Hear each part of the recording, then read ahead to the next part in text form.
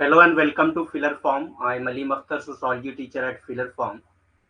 So आज हम लोग अल्फर्ड सोच के कॉन्सेप्ट पढ़ेंगे। 2 मिनट वेट करते हैं, सारे लोग ज्वाइन कर लें, उसके बाद स्टार्ट करते हैं।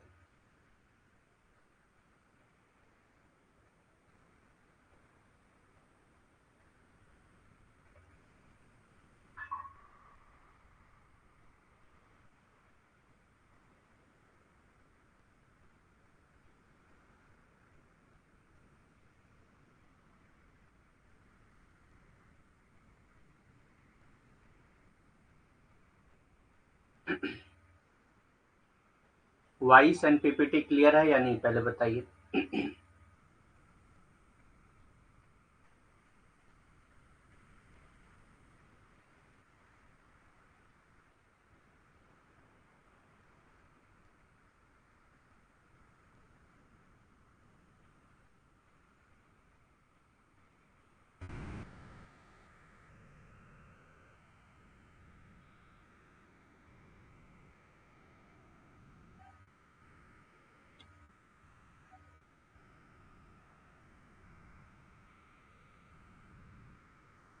ओके, ठीक है, फिर स्टार्ट करते हैं।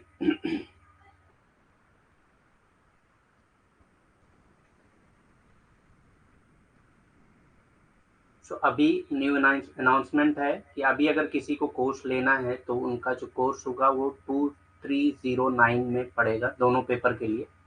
जिन्होंने भी अभी तक ज्वाइन नहीं किया है, आपके फ्रेंड या रिलेटिव में, उनसे बोलिए कि वो ज्वाइन करें, क्योंकि अभी ऑफर चल रहा है। 17 अगस्त तक ऑफर है 25% डिस्काउंट का।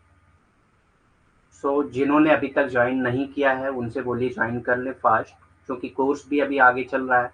तो जितना आगे कोर्स हो जाएगा उतना उनको प्रॉब्लम होगी फिर ज्वाइन करने के लिए। इसलिए अभी ज्वाइन कर लें, ज़्यादा बेस्ट रहेगा।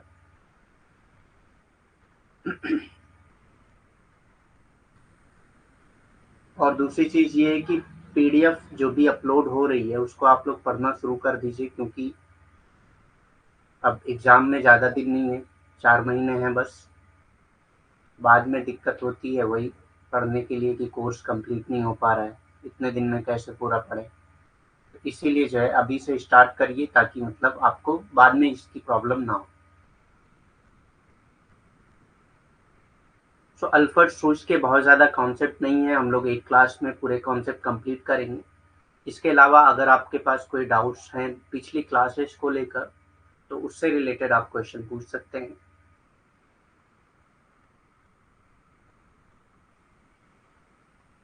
पिछली क्लासेस को लेकर जो भी डाउट है वो आप क्वेश्चन पूछ सकते हैं अभी, या बिटवीन क्लास भी पूछ सकते हैं आप।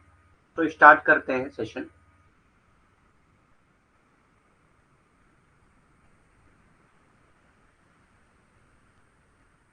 Alfred Suss. Alfred Suss was an Austrian philosopher and social phenomenologist whose work bridged sociological and phenomenological tradition. तो इनका ज़्यादातर जो वर्क था वो फेनोमेनोलॉजी पे ही था। ठीक, ज़्यादातर वर्क जो है ये फेनोमेनोलॉजी पे था। ठीक, और ये जो है ऑस्ट्रियन फिलोसफर थे and social phenomenologist whose work bridged sociological and phenomenological tradition, जिसने जो है सोशोलॉजिकल और फेनोमेनोलॉजिकल ट्रेडिशन को आगे बढ़ाया, मतलब दोनों को जोड़ा। ब्रिज्ड मतलब होता है दो बात को जोड़ना। Suss is gradually being recognized as one of the 20th century leading philosopher of social science। ठीक, तो Suss जो है रिकॉग्नाइज हुए थे one of the 20th century leading philosopher of social science. Leading philosopher of social science माना जाता था इनको 20th सेंचुरी का। ठीक, इनका जो बॉर्न हुआ था वो 13 अप्रैल 1899 यानी कि 13 अप्रैल 1899 में हुआ, वियना ऑस्ट्रिया में। ठीक, डाइड 20th मई 1959। ठीक, 20th मई 1959 यानी कि 60 की एज में जो है इनकी डेथ हुई।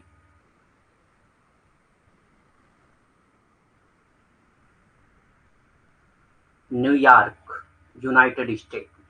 ठीक, ये इन्फ्लुएंस थे एडमंड हसल से। विलियम जेम्स से, लुडविग वॉन्ग माइजेस से, ठीक। और इनसे जो इन्फ्लुएंस थे वो कौन कौन से थिंकर थे? Thomas Luckmann, Harold Goldfinger, Erving Goffman and more, ठीक। तो हम लोग जो है हैरोल्ड गोल्डफिंगर, एरविन गॉफमैन जो हमारे 26 थिंकर्स में ये भी आते हैं, तो इनको आगे हम लोग पढ़ेंगे, ठीक। तो अब इस कॉन्सेप्ट से आप देख लीजिए, क्योंकि अल्फ्रेड शुश जो है वो फेनोमेनोलॉजिकल ट्रेडिशन से रिलेटेड है, तो कहीं ना कहीं अल्फ्रेड शुश और इरविन गॉफमैन के भी कुछ कॉन्सेप्ट जो है वो फेनोमेनोलॉजी के ही रहेंगे, क्योंकि ये इन्फ्लुएंस थे अल्फ्रेड शुश से। तो इन्फ्लुएंस किससे थे और कौन इनसे इन्फ्लुएंस था, ये सब अगर आपको पता हो तो बहुत सारे कॉन्सेप्ट क्लियर आपके ये हो जाते हैं कि किस ट्रेडिशन से ये थिंकर बिलोंग करते हैं, ठीक।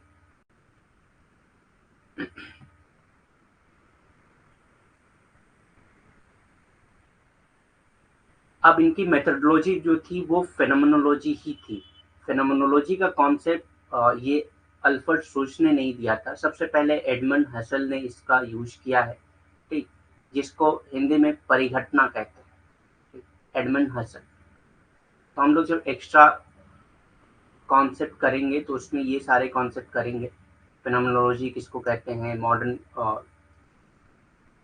प्री मॉडर्न, पोस्ट मॉडर्न, ये सब कॉन्सेप्ट जो है हम लोग करेंगे, जो भी मेथडोलॉजिकल ट्रेडिशन जो भी है वो हम लोग एक्स्ट्रा कॉन्सेप्ट में करेंगे, क्लियर क्या होता है, ठीक। तो अभी बस ये जान लीजिए आप कि फेनोमेनोलॉजी से रिलेटेड था इनका जो भी ट्रेडिशन था, और फेनोमेनोलॉजी को किसने डेवलप किया था? एडमंड हसल ने, ठीक।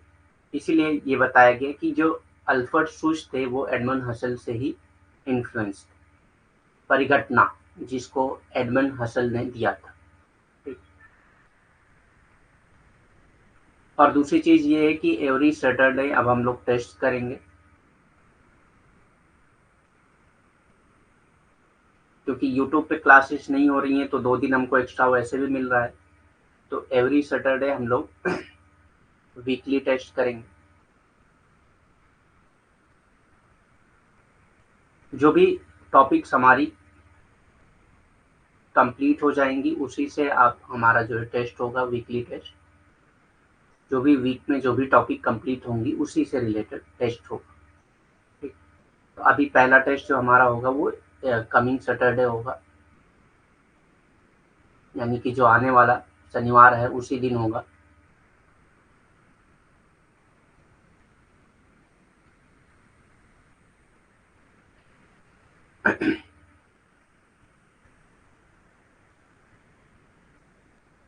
इंटर सब्जेक्टिविटी की बात किया है अल्फ्रेड शुश ने, तो कई बार इससे भी रिलेटेड क्वेश्चन आया है कि इंटर सब्जेक्टिविटी का कॉन्सेप्ट किसने दिया था, तो ये, या मतलब कोर्स से आता है कि इंटर सब्जेक्टिविटी को मैच करिए, तो आपको पता होना चाहिए कि ये कॉन्सेप्ट जो है वो अल्फ्रेड शुश का है।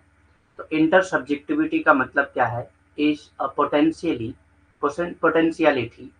Shush means this in two veg.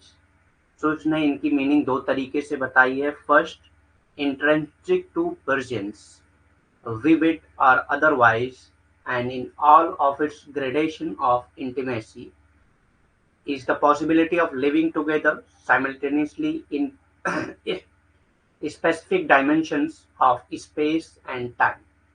ठीक, हिंदी में देख लेते हैं एक बार। अंत अंतर विषयता किसको कहते हैं? अंतर विषयता एक संभावना है, तो ये जो है एक संभावना है। सूर्य का अर्थ 2 तरह से है, सूर्य जो है इसका अर्थ 2 तरह से बताते हैं। सबसे पहले उपस्थिति के लिए आंतरिक, और दूसरा क्या है? ज्वलंत या अन्यथा और अतरंगता के अपने सभी स्तरों में। अंतरिक्ष और समय के विशिष्ट, अंतरिक्ष नहीं होगा, स्पेस यहाँ पे जगह को कहेंगे, ठीक, स्थान और समय।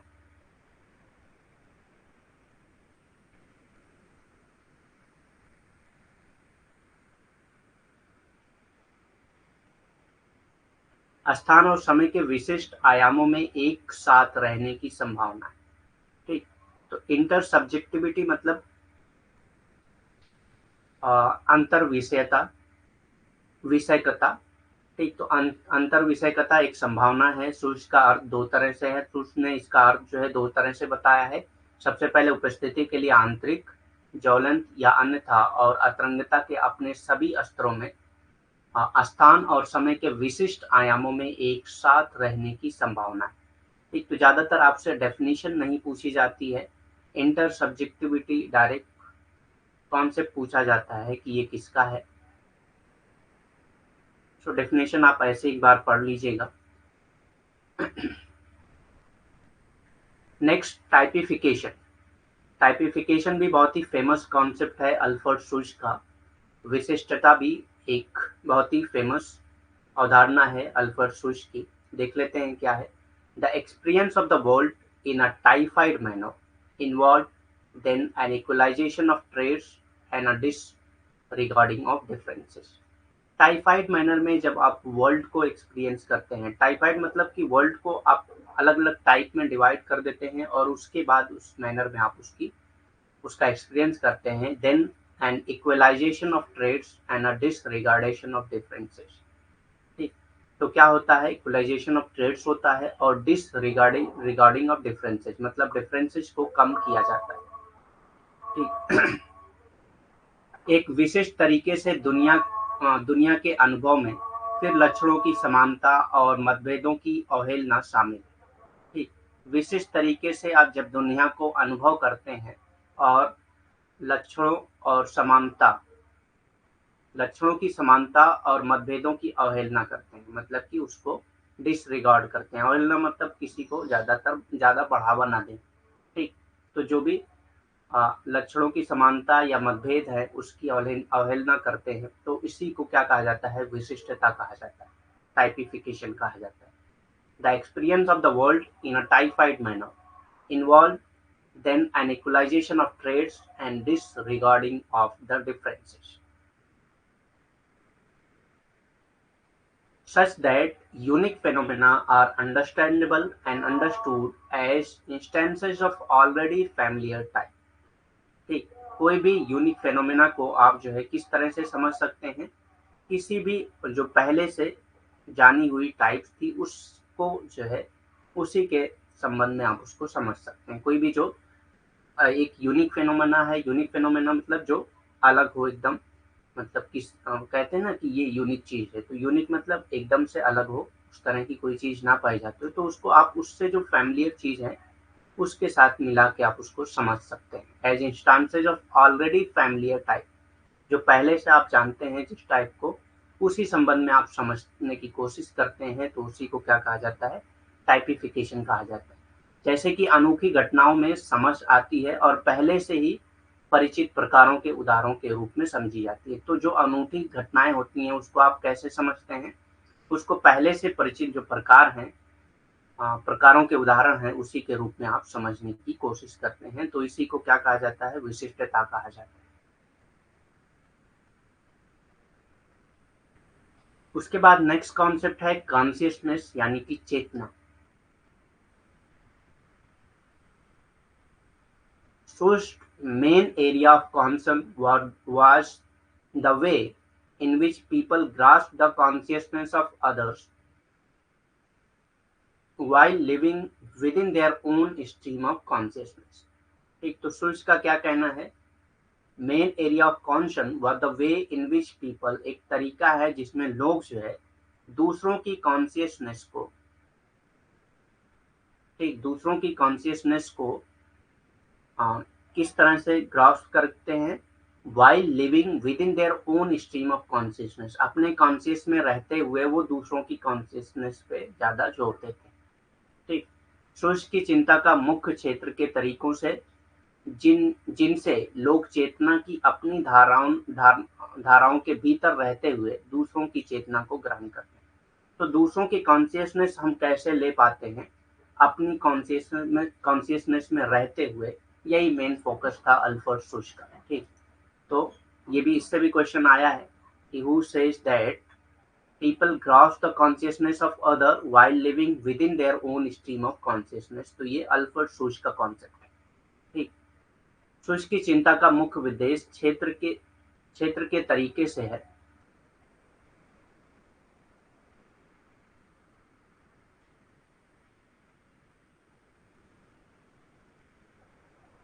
यहाँ पे उस तरीके से कर लीजिए, ज़्यादा सही समझ में आएगा। उस तरीके से है जिनसे लोग चेतना की अपनी धारणाओं के भीतर रहते हुए दूसरों की चेतना को ग्रहण करते हैं। तो ये भी क्वेश्चन आपसे पूछा गया है कई बार कि किसने कहा है कि लोग जो है अपनी चेतना की धाराओं के भीतर रहते हुए दूसरों की चेतना को ग्रहण करते हैं, तो ये अल्फ्रेड शुश ने कहा है।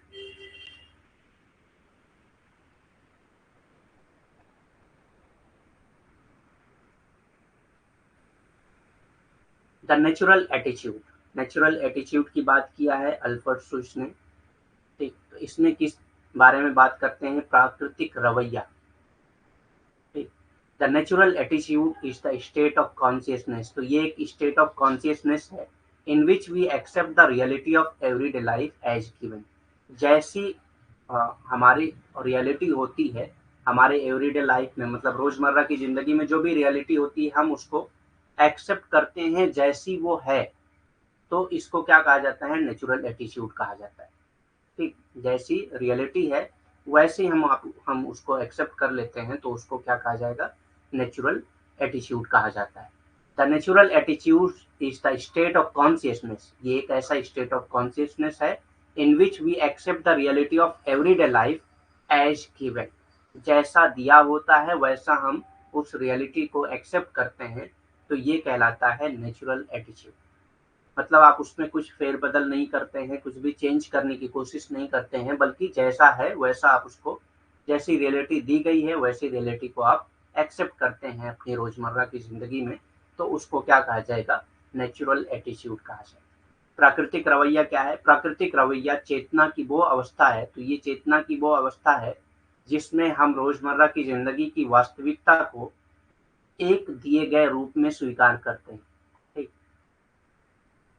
तो रोजमर्रा की जिंदगी की वास्तविकता को दिए गए रूप में स्वीकार करते हैं। जैसा दिया गया है, जैसी वास्तविकता बताई गई है उसी वास्तविकता को हम स्वीकार करते हैं और उसी फॉर्म में स्वीकार करते हैं। उसमें हम जो है कुछ बदलने की कोशिश नहीं करते हैं, कुछ परिवर्तन की चाहत नहीं रखते हैं, तो उसको क्या कहा जाता है? प्राकृतिक रवैया कहा जाता है।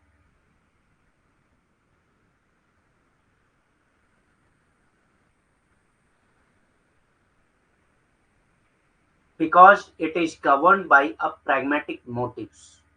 तो ये जो है एक प्रैग्मेटिक मोटिव, प्रैग्मेटिक कहते हैं व्यवहारिक।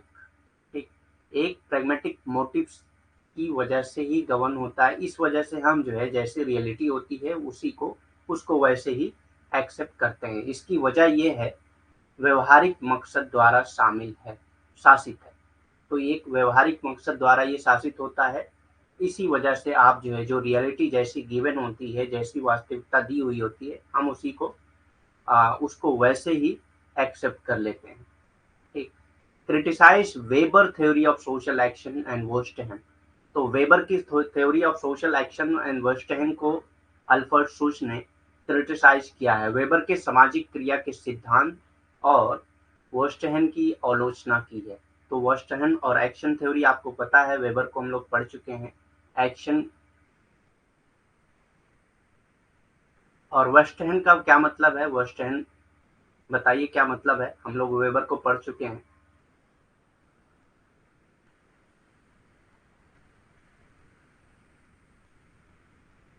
वेस्टर्न का क्या मतलब है? फास्ट बताइए।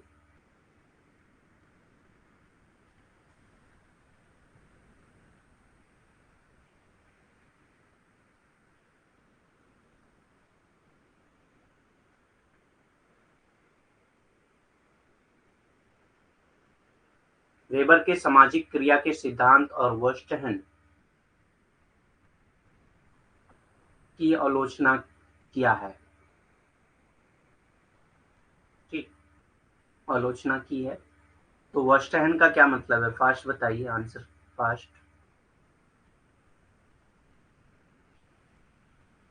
वर्स्टहन का मतलब है कि understanding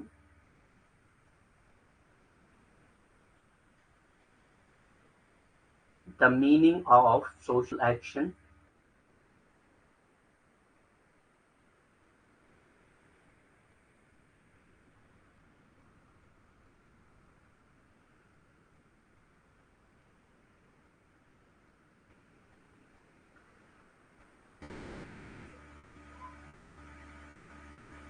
with actor's point of view.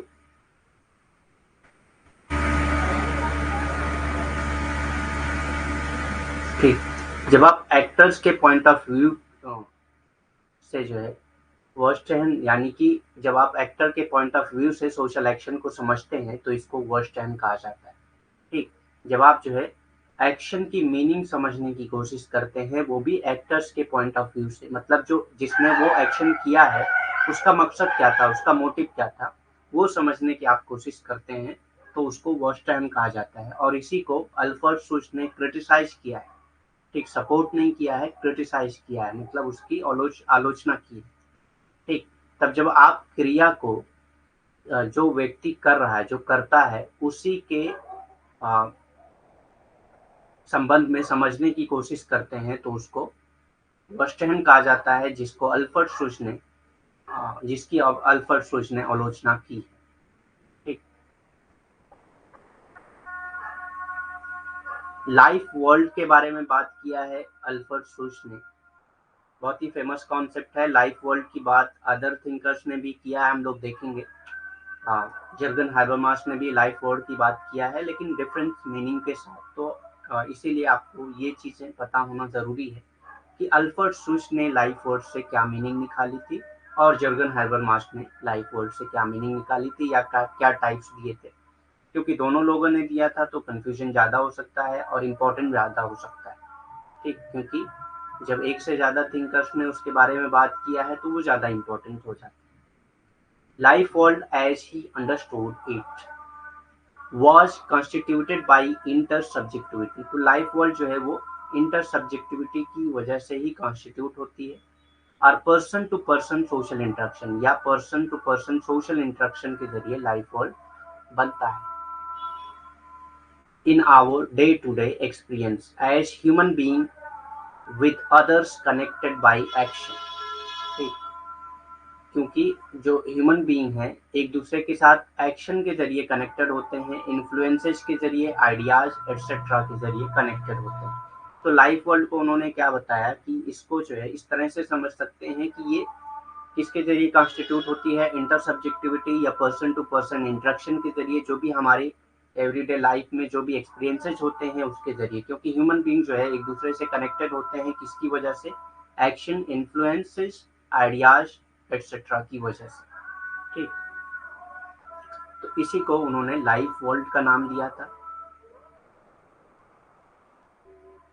जीवन संसार, जीवन संसार जैसा कि उन्होंने इसे समझाया, अंतर व्यक्ति परकता या व्यक्ति से व्यक्ति सामाजिक संपर्क हमारे दैनिक अनुभव में मानव के रूप में कार्यों, प्रभावों, विचारों आदि से जुड़े अन्य लोगों के साथ समझ के दौरान गठित किया गया था।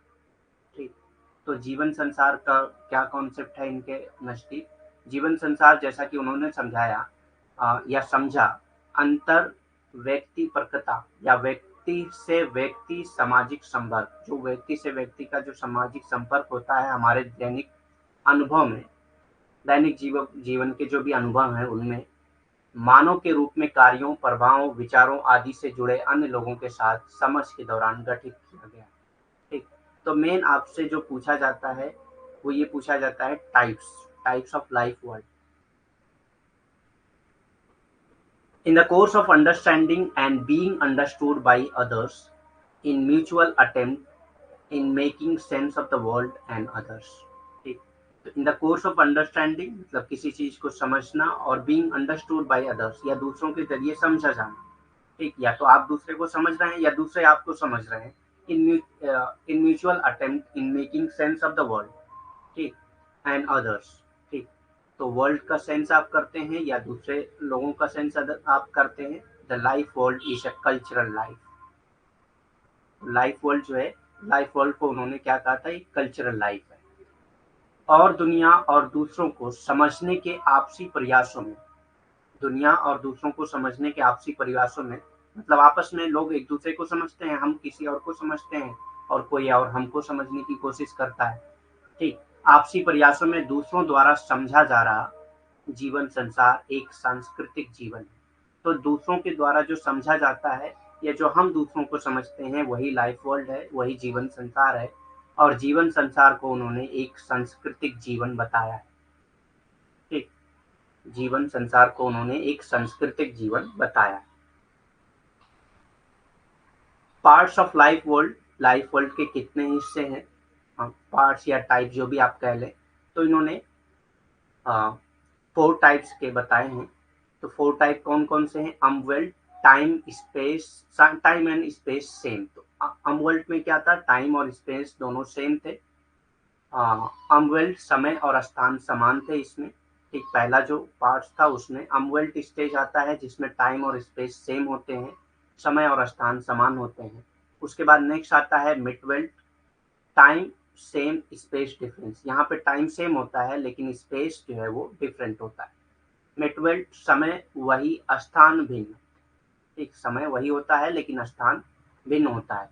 वावेल्ट, प्रीडेसेसर कहते हैं जो हमसे पहले लोग थे वो प्रीडेसेसर थे। ठीक, तो वावेल्ट उसको कहा गया है। ठीक, वावेल्ट पूर्ववर्ती, जो हमसे पहले लोग थे वो पूर्ववर्ती थे। और फॉवेल्ट, फॉगवेल्ट, फॉगवेल्ट मतलब सक्सेसर, जो हम हमारे बाद आने वाले हैं वो क्या है? सक्सेसर है। ठीक, फॉगवेल्ट उत्तराधिकारी। ठीक, जो हमारे बाद आने वाले हैं वो फॉगवेल्ट में आ जाते हैं जिनको उत्तराधिकारी कहा जाता है। तो इसका शॉर्ट फॉर्म ऑफ, देखिए पहला आपको अगर याद है अमवेल्ट। ठीक, तो अम और डब्ल्यू की जगह पे आप वी लगा दीजिए, अम वे एफ। ठीक, अमवर्ल्ट, आप अमवेल्ट, मिडवेल्ट, वावेल्ट और फॉगवेल्ट, इस तरह से आप याद कर सकते हैं। उमवफ से आप याद कर सकते हैं इसको, उमवेल्ट, मिडवेल्ट, वावेल्ट और फॉगवेल्ट। तो ये पार्ट्स आपको याद होना चाहिए क्योंकि पार्ट्स से रिलेटेड बहुत बार क्वेश्चन पूछे गए हैं एग्जाम में। तो पार्ट्स आपको पता होना चाहिए कि जो अल्फ्रेड सुच ने पार्ट्स बताए हैं वो कौन कौन से पार्ट्स बताए हैं लाइफ वर्ल्ड के। ठीक, और जर्गन हाइबरमास ने टाइप्स बताए हैं। ठीक, जर्गन हाइबरमास ने टाइप्स बताए हैं लाइफ वर्ल्ड के। तो ये डिफरेंस आपको पता होना चाहिए और अलग ही एकदम बताया है उन्होंने लाइफ वर्ल्ड के बारे में। तो जब हम लोग उनको पढ़ेंगे तो देखते हैं क्या है उनके अकॉर्डिंग लाइफ वर्ल्ड की मीनिंग क्या है। ठीक, सो कल हम लोग पढ़ेंगे जर्गन हाइबरमास को, ताकि हमारा जो है एक साथ दोनों क्लियर हो जाए कि दोनों में क्या डिफरेंस था। उसके बाद नेक्स्ट कॉन्सेप्ट आता है जो बहुत ही फेमस कॉन्सेप्ट है अल्फ्रेड सुच का, वो है स्टॉक ऑफ नॉलेज, ज्ञान का भंडार। Through out a life a person gains experience. हमारी पूरी लाइफ में जो है, जब तक हमारी लाइफ रहती है, थ्रू आउट हमारी लाइफ जो है हम कुछ ना कुछ एक्सपीरियंस गेन करते हैं। The total of these individual experiences combined with knowledge inherited from others actor from the stock of knowledge forms the stock of knowledge।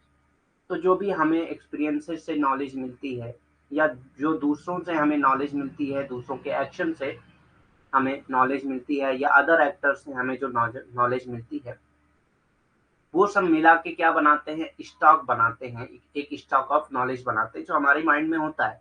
हमारे माइंड में हमेशा एक स्टॉक ऑफ नॉलेज जमा होती है पहले से। मतलब जो जैसे जैसे हमारे एक्सपीरियंस बढ़ते जाते हैं, हम एक दूसरे से इंटरेक्ट करते हैं, तो हमारी स्टॉक ऑफ नॉलेज जो है वो बढ़ती जाती है। और उसी सबको इन्होंने स्टॉक ऑफ नॉलेज का कॉन्सेप्ट बताया है। ज्ञान का भंडार क्या है? जीवन भर एक व्यक्ति अनुभव प्राप्त करता है। तो जीवन भर कोई भी व्यक्ति जो है वो अनुभव प्राप्त करता है। इन व्यक्तिगत अनुभवों का कुल योग, तो जो जितने भी आपके अनुभव हैं उन सबका कुल योग निकाल लीजिए। अन अभिना अभिनय अभिनय अभिनेताओं से विरासत में मिले ज्ञान, या जो अन्य अभिनेता हैं उनके जरिए जो आपको ज्ञान मिलता है। ठीक, उन सबको साथ मिलाकर अगर आप जोड़ते हैं तो ये जो ज्ञान आपको मिलता है वही, उसी को उन्होंने ज्ञान का भंडार कहा है। ठीक, स्टॉक मतलब जो भी चीजें आप जमा होती है, ठीक, उसको स्टॉक कहा जाता है। भंडार मतलब जहाँ पे सारी चीजें जमा होती है। तो ज्ञान का भंडार यानी कि ज्ञान का जमा होना, स्टॉक ऑफ नॉलेज यानी कि नॉलेज का स्टॉक होना। ठीक, तो बहुत सारे तरीके से नॉलेज का स्टॉक होता है, ज्ञान का भंडार होता है। अनुभव के जरिए हम अनुभव करके बहुत सारी चीजें सीखते हैं। दूसरों के एक्शन से बहुत सारी चीजें सीखते हैं, ठीक, या दूसरे जो एक्टर होते हैं उनके जरिए विरासत में बहुत सारी चीजें हमको मिलती हैं। जैसे हमारे जो हमसे पहले की जनरेशन होती है वही बहुत सारी चीजें हमको बता के जाते हैं, तो एक तरह से वो भी हमको विरासत में ही मिलता है। ठीक, जो टीचर हैं या बहुत सारे लोग हमारे लाइफ में होते हैं जो हमको कुछ ना कुछ नॉलेज देते हैं, और ये सब सब नॉलेज, ये सब ज्ञान मिलाकर जो है ज्ञान का भंडार यानी स्टॉक ऑफ नॉलेज बनाते हैं। The body is the basis of stock of knowledge. तो बॉडी क्या है? Basis of stock of knowledge है। ठीक, it is the centre of the directly experience world. तो ये क्या है? Centre of directly experience world है in an unmediated ways as oppose to the behaviouristic view. ठीक, तो ये कहते हैं, ये मतलब बिहेवियरिस्टिक व्यू को सपोर्ट नहीं करते हैं, बल्कि ये कहते हैं कि डायरेक्ट एक्सपीरियंस के जरिए हम हमारे पास नॉलेज जमा होती है, और बॉडी जो है वो बेसिस है स्टॉक ऑफ नॉलेज का। शरीर ज्ञान के भंडार का आधार है, ये प्रत्यक्ष रूप से अनुभव की जाने वाली दुनिया का केंद्र है। ठीक, तो शरीर जो है प्रत्यक्ष की जाने वाली अनुभव प्रत्यक्ष रूप से अनुभव की जाने वाली दुनिया का केंद्र है।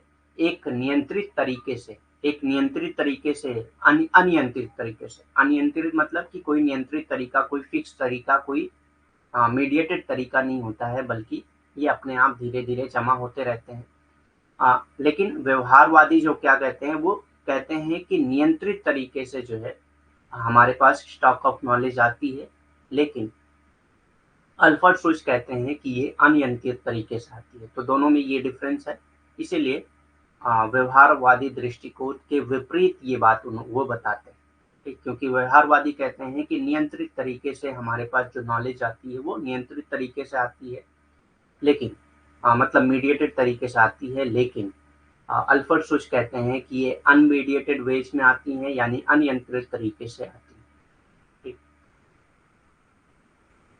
Schultz believed that much of the individual's understanding of the world is given to him as he calls the inherited stock of knowledge। ठीक, तो शुल्ट्ज का मानना ये था कि ज्यादातर इंडिविजुअल की जो अंडरस्टैंडिंग है दुनिया को समझने की, वो क्या है?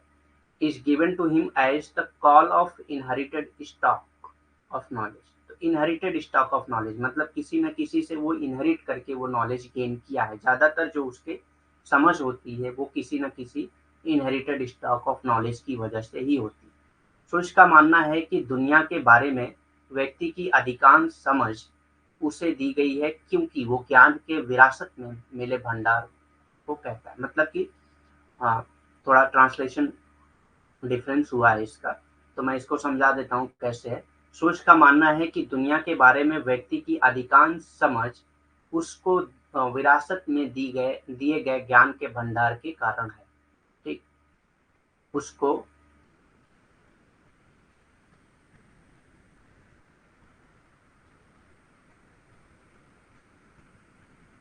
उसे ज्ञान के विरासत में मिले भंडार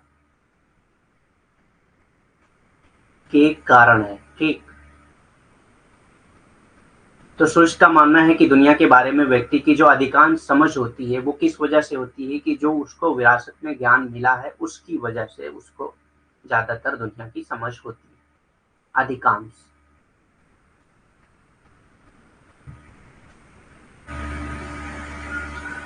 recipe of knowledge, recipe of knowledge का कॉन्सेप्ट जो है वो अल्फ्रेड शुल्ट्ज ने दिया है। अब इसका क्या मतलब है रेसिपी ऑफ नॉलेज का? In studies in social theory, social theory की स्टडी में शुल्ट्ज 1964 में use the metaphor of cook book knowledge. तो मेटाफर यूज किया था। मेटाफर कहते हैं किसी और की जगह पे किसी, मतलब किसी लिविंग थिंग को, मतलब लिविंग थिंग नहीं कहेंगे, एक चीज की जगह पे दूसरी चीज का यूज करना। ठीक, जैसे आप किसी को कहें कि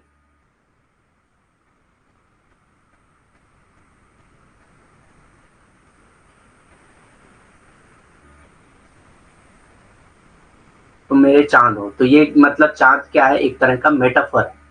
ठीक, तो इन्होंने मेटाफर यूज किया था कुक बुक ऑफ नॉलेज का, use the metaphor of cook book knowledge. ठीक, तो ये भी क्वेश्चन आपसे पूछा जाता है कि किसने जो है मेटाफर ऑफ कुकबुक नॉलेज का टर्म यूज किया था, किसने metaphor of cookbook knowledge use किया था। तो ये अल्फ्रेड सुच हो जाएगा आपका आंसर। और किसने किया था, रेसिपी ऑफ नॉलेज में किया था। In order to stress the idea that these cognitive recipes are sufficient for a person to know how to act. तो ये क्यों उन्होंने दिया था, कहते हैं कि कुछ कॉग्निटिव रेसिपीज होती हैं। कॉग्निटिव रेसिपीज मतलब कुछ आपके पहले से मौजूद दिमाग में चीजें होती हैं, रेसिपीज होती हैं जो सफिशिएंट होती हैं एक पर्सन को to know how to act, कैसे करना है, कैसे एक्ट करना है, ये समझने के लिए जो कॉग्निटिव रेसिपीज होती हैं वो सफिशिएंट होती हैं। But they do not contain the underlining logic of action. लेकिन उनके अंदर जो है अंडरलाइनिंग लॉजिक ऑफ एक्शन नहीं होता है, मतलब जो एक्शन वो कर रहे हैं उनके अंदर जो है वो किस लॉजिक पे कर रहे हैं, उनके भीतर क्या लॉजिक है, ये नहीं होता है। ये चीजें वो बाद में समझते हैं। ठीक। ज्ञान का नुस्खा। सोशल थ्योरी में अध्ययन में सुश ने रसोई की किताब के ज्ञान के रूपक का उपयोग इस विचार पर जोर देने के लिए किया है कि वे संज्ञानात्मक व्यंजनों एक व्यक्ति के लिए ये जानने के लिए पर्याप्त है। तो संज्ञानात्मक व्यंजन जो होते हैं वो एक व्यक्ति के लिए पर्याप्त होते हैं कि कैसे कार्य करना है, लेकिन कार्य के भीतर लेकिन उनमें अंतर्निहित तर्क शामिल नहीं होते। ठीक। अंतर्निहित तर्क नहीं होते हैं मतलब जो कार्रवाई हो रही है उनके भीतर जो अंतर्निहित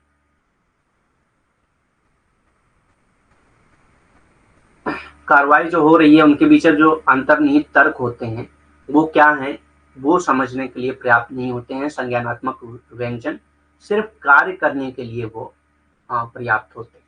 ठीक। तो उन्होंने रसोई की किताब के ज्ञान के रूपक का वर्ड यूज किया। रूपक मैंने बता दिया, मेटाफर का मीनिंग होता है रूपक। ठीक। तो ये भी पूछा जा सकता है आपको कि रसोई की किताब के ज्ञान का रूपक किसने मतलब किसने उपयोग किया है। तो ये इसका आंसर भी क्या हो जाएगा, अल्फ्रेड सुच।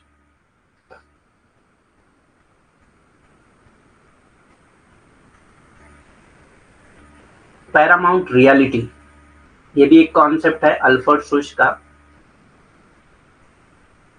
पैरामाउंट रियलिटी का फॉर सुच it is the world of social action. Paramount reality क्या है, वर्ल्ड ऑफ सोशल एक्शन है, characterized by him as paramount reality. तो social world of social action को उन्होंने पैरामाउंट रियलिटी कहा है because of the constitutive process of the experiences of time, space, sociality and meaning involve in action. क्योंकि ये एक constitutive process होता है किसी भी एक्सपीरियंस ऑफ टाइम के एक्सपीरियंस के लिए, स्पेस के लिए, सोशलिटी या मतलब जो भी एक्शन के भीतर मीनिंग इन्वॉल्व होती है उसको समझने के लिए। तो उसी को इन्होंने नाम दिया पैरामाउंट रियलिटी। सर्वोपरि वास्तविकता, सोच के लिए ये सामाजिक क्रिया की दुनिया है। ठीक। तो सर्वोपरि वास्तविकता को उन्होंने सामाजिक क्रिया की दुनिया कहा है जिसको उन्होंने समय, स्थान, सामाजिकता और कार्रवाई में शामिल अर्थ के अनुभव की संवेदिक प्रक्रियाओं के कारण सर्वोच्च वास्तविकता के रूप में चित्रित किया। ठीक। जिसको उन्होंने समय, स्थान, सामाजिकता और कार्रवाई में शामिल अर्थ के अनुभव। तो जो भी कार्रवाई में शामिल अर्थ होते हैं या सामाजिकता होती है, स्थान, समय, इन सबको संवैधानिक प्रक्रियाओं के कारण सर्वोच्च वास्तविकता के रूप में चित्रित किया। तो पैरामाउंट रियलिटी का कॉन्सेप्ट किसने दिया था, अल्फ्रेड सुच। सर्वोपरि वास्तविकता या सर्वोच्च वास्तविकता का कॉन्सेप्ट किसने दिया था, अल्फ्रेड सुच ने दिया। ठीक। और ये किसके लिए दिया था, ये एक सामाजिक क्रिया है जिसमें वो जो है समय, स्थान, सामाजिकता और कार्रवाई में शामिल अर्थ को समझने के लिए देते हैं, जरूरी होती हैं ये सारी चीजें। ठीक। तो पैरामाउंट रियलिटी क्या है, because of the constitutive process of the experience of time, space, sociality and meaning involve in action. ठीक। रेसिप्रोसिटी ऑफ पर्सपेक्टिव का कॉन्सेप्ट दिया है अल्फ्रेड सुश ने। रेसिप्रोसिटी ऑफ पर्सपेक्टिव, पर्सपेक्टिव मतलब पता है आपको, पर्सपेक्टिव मतलब ओपिनियन जो होता है आपका, ठीक, आपका पर्सपेक्टिव किसी चीज को लेकर क्या है, या आपका ओपिनियन होता है। The reciprocity of perspective means the presumption of the participant in the conversation that the interpretation of their conversation, despite all the individual differences in pattern of interpretation, coincides far enough to be able to talk about the same thing. ठीक, परिपेक्ष की पारस्परिकता, परिपेक्ष की पारस्परिकता का अर्थ बातचीत में प्रतिभागियों की धारणा है। तो ये मतलब जो भी पार्ट ले रहे हैं बातचीत में, उनकी ही धारणा है कि उनकी बातचीत की व्याख्या के पैटर्न में सभी व्यक्तिगत अंतरों के बावजूद एक ही चीज के बारे में बात करने में सक्षम होने के लिए पर्याप्त रूप से मेल खाते। तो आल्दो किसी एक पॉइंट पे जो है बात करते हैं सारे लोगों का ओपिनियन अलग होता है, सारे लोगों का पर्सपेक्टिव अलग होता है, लेकिन वो एक ही चीज के बारे में बात करने के लिए कैपेबल होते हैं, एक ही चीज के बारे में बात कर सकते हैं, अलग अलग पर्सपेक्टिव होते हैं उस चीज को लेकर। उसी को उन्होंने नाम दिया रेसिप्रोसिटी ऑफ पर्सपेक्टिव। ठीक, तो एक ही किसी भी एक चीज के लिए के बारे में पर्याप्त रूप से बात करने के लिए मेल खाते हैं, मतलब कि एक ही चीज के बारे में बात करने में सक्षम होने के लिए पर्याप्त रूप से मेल खाते हैं। ठीक, एक ही चीज के बारे में बात करने में सक्षम होने के लिए पर्याप्त रूप से मेल खाती हैं, मतलब कि वो जो बातें करते हैं वो एक ही चीज के बारे में बात करते हैं, ऑल्दो उनकी जो है उनकी व्यक्तिगत जो व्याख्या होती है वो अलग हो सकता है, व्याख्या का पैटर्न भी अलग हो सकता है। ठीक, इसी को उन्होंने परिपेक्ष की पारस्परिकता कहते हैं, क्योंकि सारे लोगों का ओपिनियन, सारे लोगों की धारणा अलग हो सकती है। ठीक, जितने लोग उस किसी एक टॉपिक पे बात हो रही है, उस टॉपिक पे बात करने के लिए सारे लोग तो उसी टॉपिक पे बात करेंगे, लेकिन जरूरी नहीं है कि सारे लोगों की धारणा उस टॉपिक को लेकर एक जैसी हो। ठीक, अलग अलग होगी, लेकिन सारे लोग एक टॉपिक पे बात कर रहे हैं। ठीक, इसी को उन्होंने परिपेक्ष की पारस्परिकता का नाम दिया। ठीक, तो जनरली आपसे ये पूछा जाता है कि रेसिप्रोसिटी ऑफ पर्सपेक्टिव का टर्म किसने दिया था, परिपेक्ष की पारस्परिकता का टर्म किसने दिया था। हैबिचुअल नॉलेज और पोजेशंस, तो हैबिचुअल नॉलेज और पोजेशन के बारे में क्या कहते हैं अल्फ्रेड सुश।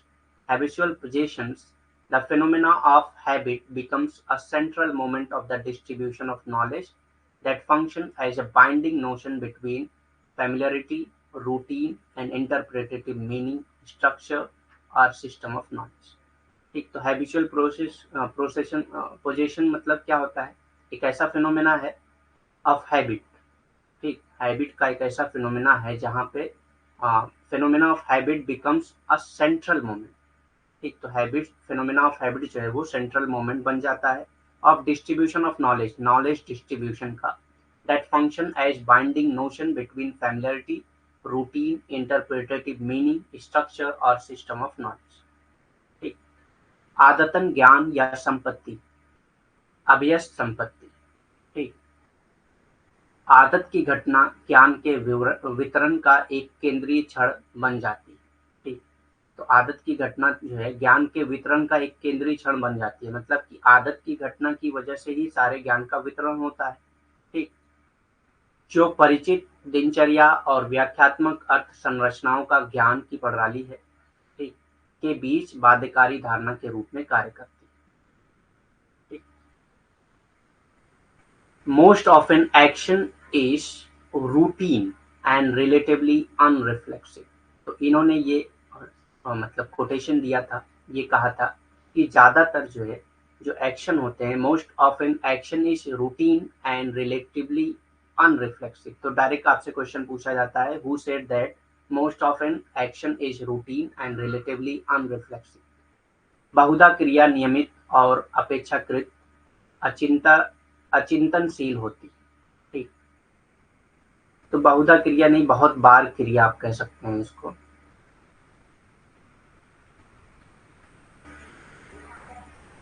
बहुत बार क्रिया नियमित और अपेक्षाकृत अचिंताशील होती है। ठीक, टॉक अबाउट रिफ्लेक्सिव एक्शन। इन्होंने रिफ्लेक्सिव एक्शन की बात किया है। तो जब भी रिफ्लेक्सिव एक्शन का कॉन्सेप्ट आएगा तो आपको पता होना चाहिए कि ये कॉन्सेप्ट जो है वो किसने दिया था, अल्फ्रेड सुश ने दिया था।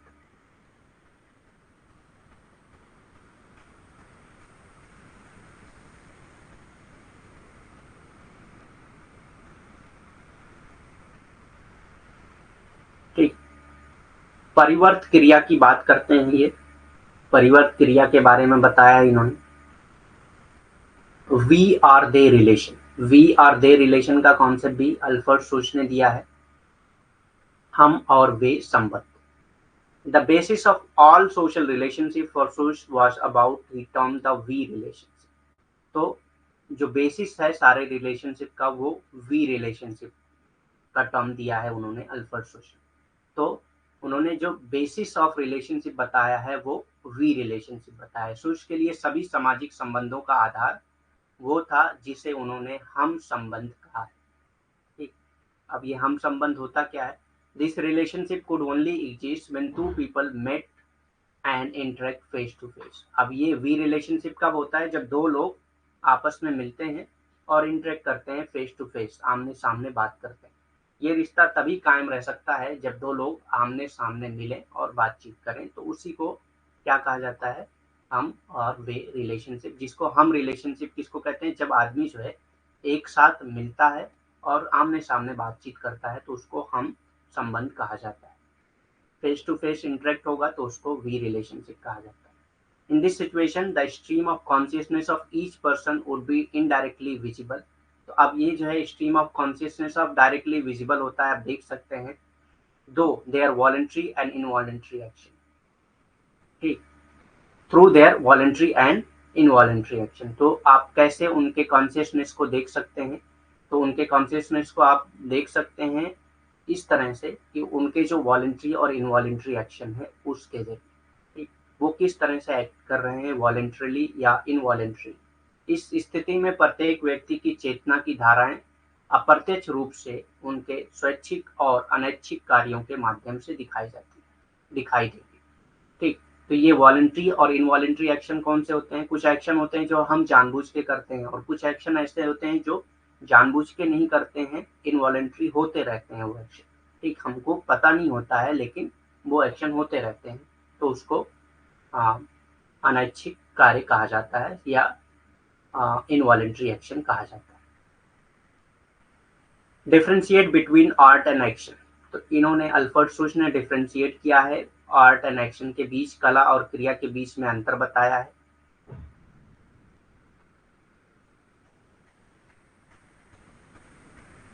ठीक, कला और क्रिया के बीच में अंतर बताया है। तो ये भी कई बार क्वेश्चन पूछा गया है कि who differentiate between art and action, किसने कला और क्रिया के बीच में अंतर बताया है। अब इसमें एक आता है ट्राइपर्टाइट पिलर ऑफ अल्फ्रेड सुश। कई बार क्वेश्चन पूछा गया है इससे कि त्रिपक्षीय स्तंभ कौन से हैं अल्फ्रेड सुश के। तो आपने सुना होगा वेबर के ट्राइपर्टाइट मॉडल जो है, पिलर कौन कौन से हैं? क्लास, स्टेटस एंड पावर, ये वेबर का है। ठीक, ट्राइपर्टाइट मॉडल। लेकिन अल्फ्रेड सुश का क्या है? Life, world, intersubjectivity and natural attitude, ये तीनों कॉन्सेप्ट जो है is consider to the tripartite pillar of सुश। तो इन तीनों को ट्राइपर्टाइट पिलर ऑफ सुश कहा जाता है। Life, world, intersubjectivity and natural attitude को जीवन, संसार, अंतर विषयक और प्राकृतिक दृष्टिकोण को सुश के त्रिपक्षीय स्तंभ माना जाता है। ठीक, तो त्रिपक्षीय स्तंभ कौन कौन से हैं सुश के? जीवन, संसार, अंतर विषयक और प्राकृतिक दृष्टिकोण। ठीक, तो ये कॉन्सेप्ट सारे अल्फ्रेड सुश के थे। सारे कॉन्सेप्ट हम लोग क्लियर कर चुके हैं।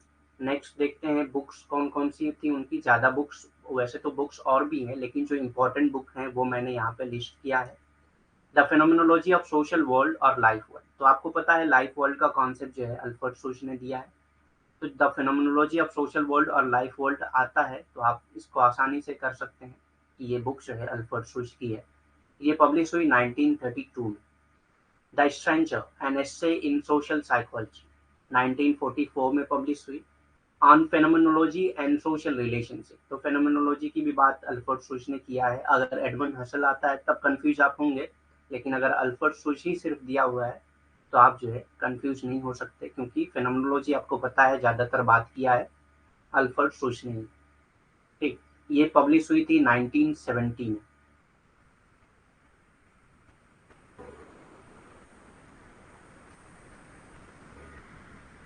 The structure of life world, अब यहाँ पे भी देखिए लाइफ वर्ल्ड का कॉन्सेप्ट आया है, ये भी पब्लिश हुई थी 1973 में। Life form and meaning structure 1982 में पब्लिश हुई। तो ये सारे कॉन्सेप्ट थे अल्फ्रेड सुच के, और भी अगर आपके कुछ क्वेश्चन हैं तो पूछ सकते हैं। आज के लिए इतना ही। फास्ट क्वेश्चन जो भी है वो पूछ सकते हैं आप।